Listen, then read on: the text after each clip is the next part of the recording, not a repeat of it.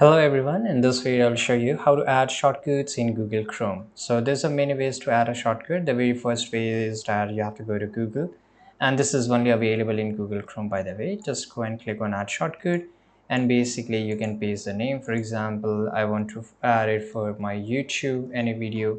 So I'll just write here YouTube, and this is a link. So let's say that this is a video of any YouTube video which I want to add a shortcut. So let's say this is a video. I will copy the link address here and paste it and click on done. Right, and here you can see that it has been added, and I can just try to open it. So once I click on it, I will be redirected to there.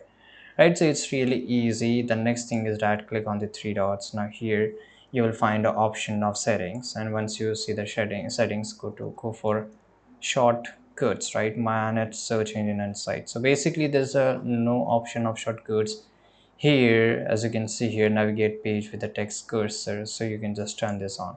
So this is only one way to do it. I hope you found this video very useful. Subscribe.